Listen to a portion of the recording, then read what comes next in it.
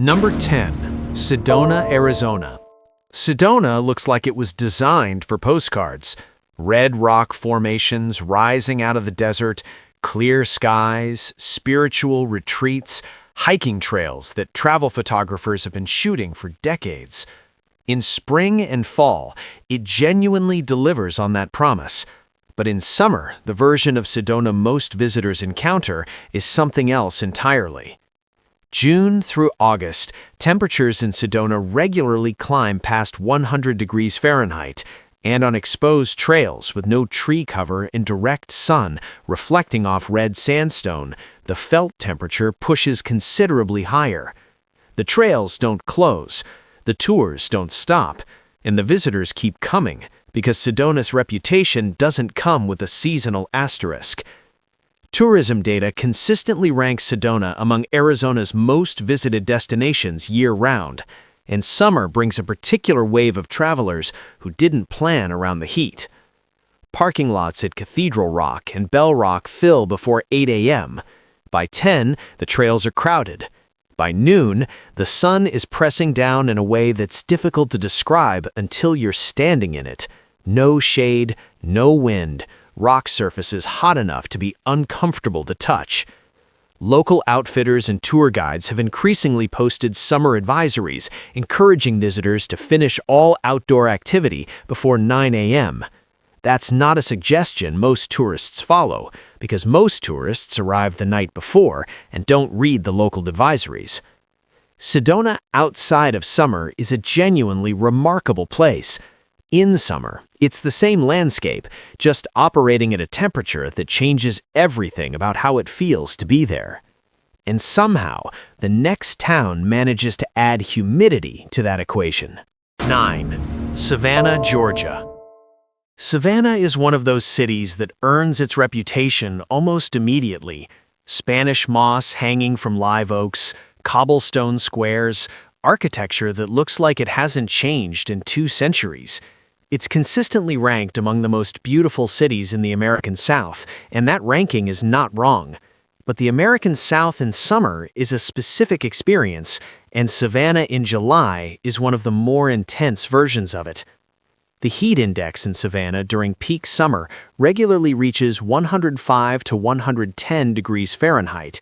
That's not the air temperature, that's what it actually feels like when you factor in the humidity, which sits around 80 to 90% on most summer afternoons. The air doesn't just feel warm, it feels heavy, like something pressing against you from every direction at once. Locals describe it as walking into a wall the moment you step outside. The historic district, the part every visitor comes to see, is almost entirely outdoors.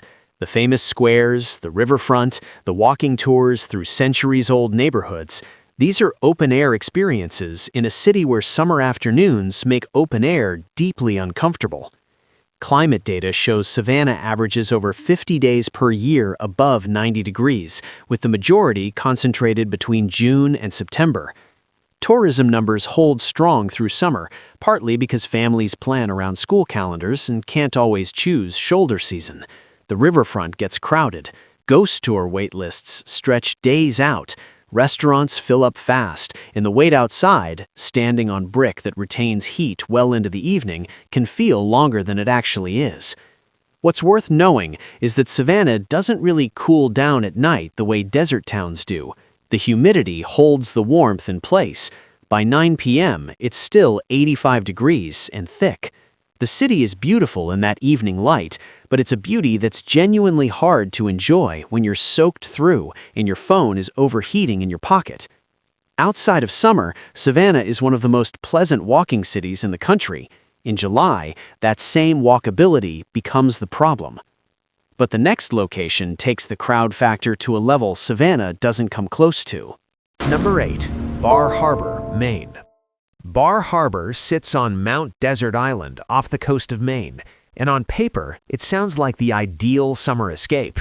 Cool ocean air, rugged coastline, Acadia National Park right at its doorstep. It's the kind of place that appears on hidden gem travel lists, except it stopped being hidden a long time ago. Acadia National Park now draws over 4 million visitors per year, and the majority of them arrive between late June and early August. Bar Harbor is the primary gateway town. It has one main street. One. The downtown strip is charming and compact under normal circumstances, but in peak summer, that compactness becomes the defining problem. Sidewalks move slowly, restaurants operate on long waits from the moment they open. The town's parking infrastructure was not designed for the volume it now regularly receives.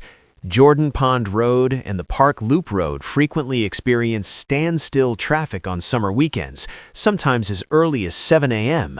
The National Park Service has implemented reservation systems for certain areas in response to the congestion, but the town itself has no equivalent control mechanism. People simply keep arriving. What catches many visitors off guard is the scale mismatch. Bar Harbor is a small town, genuinely small, and in July, it absorbs a level of foot traffic that would challenge a city 10 times its size. Ice cream lines stretch out the door and down the block, whale watch tours sell out days in advance, kayak rentals are gone by mid-morning. The weather, to its credit, is legitimately cooler than most of the country in summer, but the experience of being there, the waiting, the shuffling, the sense that everyone had the same idea at the same time is something the Instagram posts don't capture. Acadia in late September is almost a different place entirely. Quieter, sharper light, trails you can actually walk without negotiating around other people every 20 feet. In summer, though, the crowd is the landscape. And the next town doesn't just have crowds, it has crowds and a heat problem that locals have been quietly warning about for years. Number 7. Moab, Utah. Moab has become the adventure travel capital of the American Southwest. Arches National Park, canyonlands, world-class mountain biking trails, slot canyons, and off-road routes that draw enthusiasts from across the country. The landscape around Moab is genuinely extraordinary. Ancient red rock desert that feels like another planet entirely. But that landscape comes with conditions in summer that the adventure travel marketing rarely leads with. Moab sits in a high desert basin, and summer temperatures regularly exceed 105 degrees Fahrenheit. What makes this particular heat different from other desert towns is the terrain itself. The rock absorbs and radiates heat in a way that creates a layered effect, hot air above, hot ground below, and very little in between to offer any relief. Climate researchers have noted that Moab's canyon geography can trap heat in ways that make certain areas of the park measurably hotter than the surrounding region. Arches National Park has responded to the summer heat situation by implementing a timed entry reservation system during peak months, a direct acknowledgement that the combination of crowds and conditions had become unmanageable. Even with the system in place, the park regularly hits its daily capacity before noon. The famous Delicate Arch Trail, just under 3 miles round trip, becomes a serious physical undertaking in July heat. Rangers post warnings, water stations are positioned along key routes, and still, every summer, visitors underestimate it. The town of Moab itself is small, around 5,000 permanent residents, absorbing tourism numbers that swell that figure many times over during summer weekends. Hotels book out weeks in advance, prices spike significantly. The main strip through town, Highway 191, moves slowly under the weight of the seasonal influx. What experienced desert travelers understand is that Moab in October or November operates in a completely different register. The crowds thin, the temperatures drop into something genuinely comfortable, and the landscape finally gets room to breathe. In summer, the beauty is still there, it's just surrounded by conditions that make it genuinely difficult to appreciate. But the next location doesn't give you extraordinary scenery as compensation. It gives you crowds, heat, and a summer experience that locals have quietly started leaving town to avoid. Number 6. Gatlinburg, Tennessee. Gatlinburg sits at the entrance to Great Smoky Mountains National Park, the most visited national park in the United States, drawing more than 12 million visitors per year. That number alone should give pause. But what makes Gatlinburg specifically worth understanding is what happens when that volume of traffic funnels into a single, narrow mountain town with one main road running through it. The town itself is small. The main strip is walkable in under 15 minutes on a quiet day. In summer, a quiet day doesn't exist. June through August represents peak season for the Smokies, and Gatlinburg absorbs it all. The families, the bachelor parties, the first-time park visitors, the go-kart crowds, the pancake house lines that stretch onto the sidewalk before 9 a.m. Tourism data places Gatlinburg among Tennessee's highest traffic destinations, and the infrastructure has not scaled proportionally with the demand. Highway 441 through the park, the only road connecting Gatlinburg to Cherokee on the other side, regularly backs up for miles on summer weekends. What should be a scenic 30-minute drive through the mountains can turn into a 2-hour stop-and-go experience with overheating engines and restless passengers. There's no detour. There's no alternate route. You wait or you turn around. The heat in Gatlinburg is different from the desert entries on this list. It's the southern Appalachian version, which means high humidity layered over warm temperatures, with afternoon thunderstorms that arrive fast and leave the air feeling thicker than before. The mountains create their own weather patterns, and summer afternoons in the Smokies can shift from sunny to a heavy downpour within 20 minutes, with little warning. The town also carries a particular sensory intensity in summer. Noise, neon, the smell of taffy and funnel cake mixing with exhaust from the gridlocked main strip. It's a lot, even for visitors who came specifically for that atmosphere. Great Smokies in early November, by contrast, is one of the quieter, more quietly stunning experiences in the eastern United States. In summer, the mountain is still there. You just might not make it to it. And the next town on this list adds something Gatlinburg doesn't have, a heat and crowd combination that started showing up in travel warnings from people who went once and won't go back in summer again. Number 5. Myrtle Beach, South Carolina. Myrtle Beach is one of the most visited coastal destinations in the entire country. Roughly 20 million visitors per year pass through its 60 miles of Atlantic coastline. That number is not a mistake. 20 million for a stretch of beach towns anchored by a city of around 35,000 permanent residents. In summer, that imbalance becomes the defining characteristic of the experience. The heat index along the Grand Strand in July and August regularly sits between 100 and 108 degrees Fahrenheit, with coastal humidity that makes the air feel thick, even with an ocean breeze. The beach itself offers some relief, until midday, when the sand becomes genuinely difficult to walk across barefoot, and the UV index climbs into the extreme range. Dermatologists and travel health advisors consistently flag Myrtle Beach's summer sun exposure as something visitors chronically underestimate. Ocean Boulevard and the main strip operate at a level of congestion in summer that locals have largely learned to route around entirely. Traffic backs up for blocks, parking structures fill by mid-morning. The boardwalk, which stretches along the waterfront and is genuinely pleasant in the right conditions, becomes a slow-moving crowd in peak July heat. And here's where the "this could be you" moment becomes hard to ignore. Picture a family, parents, 2 kids under 10 who booked the trip in February when the deal looked good and the photos looked great. They arrive on a Friday in late July. Check-in isn't until 3 p.m. It's 94 degrees with a heat index of 104. The kids want the beach immediately. The beach is packed shoulder to shoulder. Someone steps on a jellyfish within the first hour. By Saturday, the car thermometer reads 107 in the parking lot. The restaurant they wanted has a 90-minute wait. The younger kid is sunburned by noon despite sunscreen. By Sunday, nobody is arguing about extending the trip. This is not an unusual Myrtle Beach summer story. Versions of it appear in travel forums constantly. People who went with reasonable expectations and left feeling like the place had been misrepresented to them. It wasn't exactly. The beach is real, the ocean is real, but summer turns the volume up on everything, including the parts nobody photographs. Myrtle Beach in late September, when the crowds thin and the heat softens, is a noticeably different experience. The same coastline, a fraction of the friction. But what's coming next makes Myrtle Beach feel manageable by comparison. The next town combines relentless heat, a tourist infrastructure that's been buckling under summer pressure for years, and a geographic situation there's simply no escaping. Number 4. New Orleans, Louisiana. New Orleans has one of the strongest identities of any city in the United States. The food, the music, the architecture, the culture.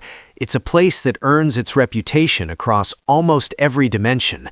Travel publications rank it consistently among America's most unique destinations, and that assessment is difficult to argue with. But New Orleans in summer is operating under conditions that the city's vibrant reputation tends to obscure until you're already there. July and August in New Orleans are by most climate measures among the most oppressive summer conditions of any major American city. Average daily highs sit around 91 degrees, but the heat index, factoring in humidity levels that regularly exceed 90%, pushes the felt temperature well past 105 degrees Fahrenheit on most afternoons. The city sits below sea level, surrounded by water, in a geographic basin that holds heat and moisture with unusual efficiency. There's no elevation to escape to, no dry air rolling in from somewhere cooler. The humidity is structural. The French Quarter, which is where the overwhelming majority of visitors spend their time, is a dense urban environment with limited shade, dark asphalt streets, and buildings that radiate absorbed heat well into the night. Walking the quarter in July afternoon feels measurably different from what most people anticipate. The air quality, the smell, the physical weight of the heat pressing into narrow streets that were designed for a different era's climate expectations. And here is where it becomes personal. Imagine flying in on a Thursday night for a long weekend. You've been planning this for months. The beignets, the live jazz on Frenchman Street, the architecture, the food. Friday morning, you walk out of your hotel at 10 a.m. feeling ready. Within 2 blocks, your shirt is soaked through. The smell of the quarter and summer heat is something nobody warns you about. Centuries-old drainage infrastructure, standing water from the previous night's thunderstorm, and the accumulated warmth of a city that never fully cools down overnight. By noon, you're back in the hotel room with the air conditioning running full, rescheduling the afternoon walking tour you'd paid for in advance. Summer thunderstorms arrive almost daily in New Orleans, intense, fast, and disorienting if you're caught without cover. They add moisture to air that was already saturated, and they leave behind standing water on streets that drain slowly, if at all. New Orleans in October and November transforms into something close to ideal. Warm but manageable, the cultural energy fully intact, the outdoor experience dramatically more accessible. In summer, the city is still extraordinary. It's just asking something significant of you in return. What's coming at number 3, though, is a town where the summer conditions aren't just uncomfortable, they've started reshaping how the place functions entirely. Number 3. Yellowstone Country, West Yellowstone, Montana. West Yellowstone sits at the western entrance to Yellowstone National Park, a town of roughly 1,300 permanent residents that serves as the primary gateway for one of the most extraordinary natural landscapes on the planet. Yellowstone draws around 4 million visitors per year, and the math of what that means for a town of 1,300 people becomes apparent the moment you arrive in July. The park itself is genuinely unlike anywhere else in the United States. Geothermal features, wildlife density, thermal pools, geysers that operate on schedules tourists plan entire trips around. None of that changes in summer. What changes is everything surrounding the experience of accessing it. Summer at Yellowstone has developed a congestion problem that the National Park Service has described in increasingly direct terms in recent years. The park's road network, largely 2-lane, winding through terrain that doesn't accommodate widening, funnels millions of visitors through a limited number of corridors. Animal jams, which occur when wildlife appears near the road and traffic stops entirely, can stretch for miles and last hours. This is not an occasional event in summer, it is a routine one. Bison cross roads on their own schedule, bears draw immediate crowds. A single wolf sighting near a pullout can bring traffic to a standstill for 40 minutes. Accommodation in West Yellowstone in peak summer operates at near total capacity weeks in advance. Prices reflect that scarcity significantly. The town's dining options, modest in number relative to demand, run long waits through the dinner hours. Gas prices in the area spike noticeably during peak season, a combination of remoteness and captive demand. And this is where the experience starts to shift from inconvenient to genuinely exhausting. Consider arriving after a long drive, pulling into West Yellowstone on a Saturday afternoon in mid-July. Every hotel within 30 miles confirmed booked when you checked last week, so you're staying 40 minutes out. You enter the park at 7 a.m. Sunday morning to beat the crowds. By 8:30, the pullout at Grand Prismatic Spring already has a line of cars stretching back a quarter mile. The walkway is moving slowly, single file in places. Old Faithful erupts on schedule, surrounded by several thousand people standing shoulder to shoulder in the viewing area, phones raised. It's still beautiful, but it's a managed, crowded, infrastructure-strained version of beautiful that feels removed from what the landscape is actually capable of offering. Wildfire smoke is an increasingly relevant factor for summer visits to the broader Yellowstone region. In recent years, smoke from regional fires has settled into the park for days at a time in July and August, reducing visibility and, in some periods, affecting air quality enough to discourage extended outdoor exposure. Yellowstone in late September, when the crowds have thinned and the elk rut is underway and the thermal features steam more visibly in the cooling air, is an experience that frequent visitors describe as categorically different, quieter, more accessible, more honest to what the place actually is. In summer, the park is real, the wonder is real, but it's surrounded by conditions, crowds, congestion, smoke, cost, distance that stack up in ways that wear on even patient travelers. What's coming at number 2, though, operates at a scale that makes Yellowstone's summer crowd feel contained. It's a place where the infrastructure strain isn't seasonal anymore. It's become the permanent condition, with summer simply pushing it past the point most visitors are prepared for. Number 2. Scottsdale, Arizona. Scottsdale is one of the most polished resort destinations in the American Southwest. Luxury hotels, world-class golf courses, high-end dining, spa culture, a nightlife strip that draws visitors from across the country. The infrastructure is genuinely impressive. This is a city that knows how to host people, and it shows in almost every detail. But Scottsdale in summer is operating under a climatic reality that its glossy reputation consistently outpaces.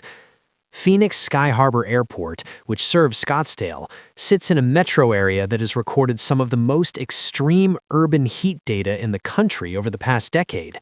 Scottsdale specifically averages over 110 days per year above 100 degrees Fahrenheit, with July highs regularly reaching 108 to 112 degrees.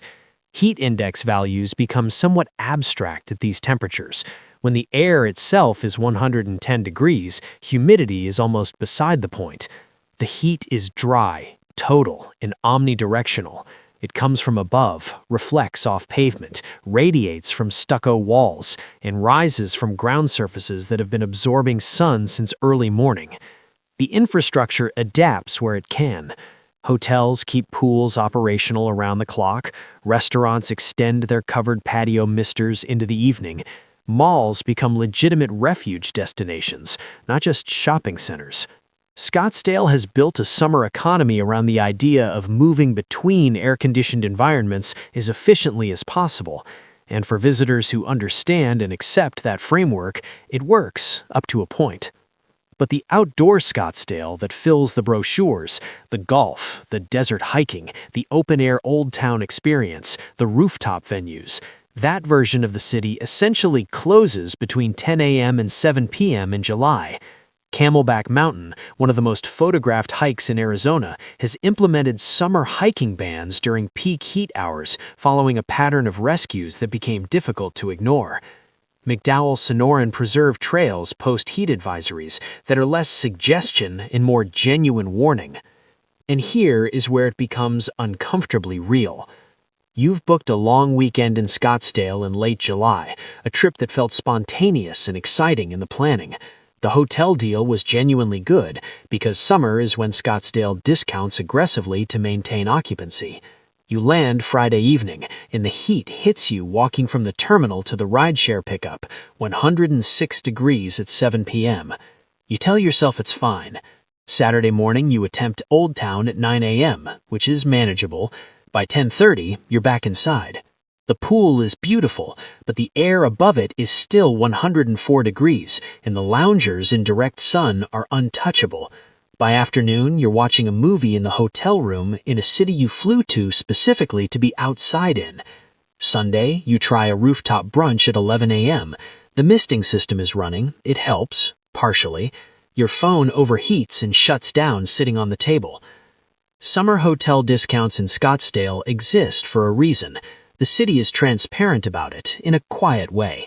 Prices drop because the experience contracts. The resort amenities remain. The outdoor Scottsdale, the one that makes Scottsdale genuinely compelling, largely disappears until October. Climate data from the past several years shows Phoenix Metro, including Scottsdale, recording increasing number of nights where temperatures don't drop below 90 degrees, meaning the city never fully resets overnight. The heat is cumulative across days in a way that wears on visitors who aren't acclimated and didn't plan around it. Scottsdale in November through March is one of the most livable, enjoyable resort experiences in the country.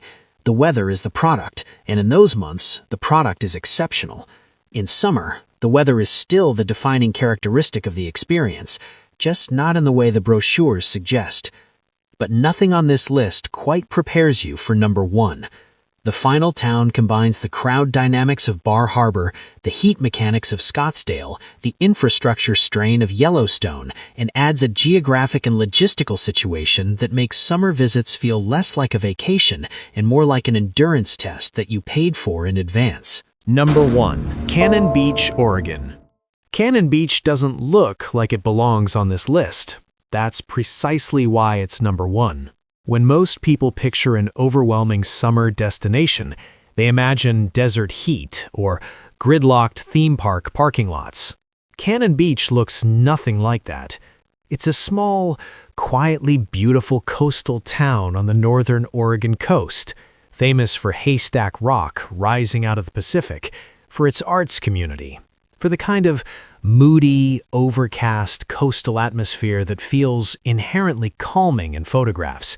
It appears on Most Beautiful Towns in America lists with remarkable consistency. It looks, in every image, like exactly the kind of place you'd want to spend a summer weekend.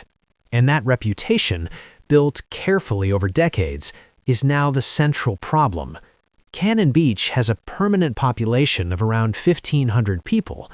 On peak summer weekends, particularly July 4th and the weeks surrounding it, visitor estimates from local tourism reports suggest the town absorbs anywhere from 50,000 to 75,000 people across a single weekend. Read that again slowly. A town of 1,500 people, 50 to 75,000 visitors. The ratio is not a typo. It is the defining fact of what Cannon Beach becomes in summer, and it reshapes everything about the experience from the moment you try to arrive. Highway 101, the only meaningful coastal route connecting Cannon Beach to the surrounding region, backs up for miles on summer weekend mornings. The town has one primary downtown street. Parking, limited under any circumstances, effectively disappears by 9 a.m. on busy weekends. The lots fill, the street parking fills. Visitors park on highway shoulders a mile out and walk, which creates its own pedestrian congestion along a road not designed for it. The town's dining infrastructure, a collection of well-regarded but small restaurants, operates on waits that stretch past 2 hours at peak times. Reservations made weeks in advance are not a guarantee of a smooth experience when the volume of walk-in demand simply overwhelms the system around them. Shops that feel charming and browsable on a quiet Tuesday become difficult to move through on a Saturday in July. And now, this is where it becomes personal, because this scenario plays out enough with regularity that it has its own recognizable shape. A couple plans a romantic coastal weekend in Cannon Beach. They've seen it on a travel blog, saved the photos, imagined the quiet walks on the beach with Haystack Rock in the background. They book a room, expensive because summer rates at Cannon Beach reflect the demand, and drive down on a Friday afternoon.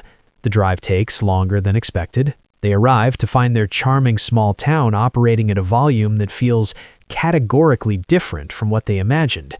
The beach itself is crowded in a way the photos never suggested was possible. Saturday morning, they wake early to beat the crowds and reach the beach by 7 a.m., which is genuinely peaceful for about 45 minutes before the wave of arrivals begins and the shoreline fills in around them. By 10 a.m., the downtown is impassable at a leisurely pace. They leave Sunday morning earlier than planned and spend the drive back rationalizing what the experience actually was versus what they had expected it to be. What makes Cannon Beach number 1 on this list is not that it's the hottest town, or the most logistically broken, or the most extreme in any single dimension. It's that the gap between expectation and summer reality is wider here than almost anywhere else in the country. The reputation promises quiet, beauty, and a certain kind of unhurried coastal calm. Summer delivers the opposite of all three, and it does so inside a physical footprint so small that there's genuinely nowhere to go to escape the pressure of the crowd. The Oregon coast in September and October is among the most underrated travel experiences in the Pacific Northwest. Cannon Beach specifically, quieter, foggier, the summer visitors gone, becomes something close to what the photographs always suggested it was. In summer, the image and the reality have almost nothing in common. And for a destination built almost entirely on a carefully cultivated image, that gap is the whole story.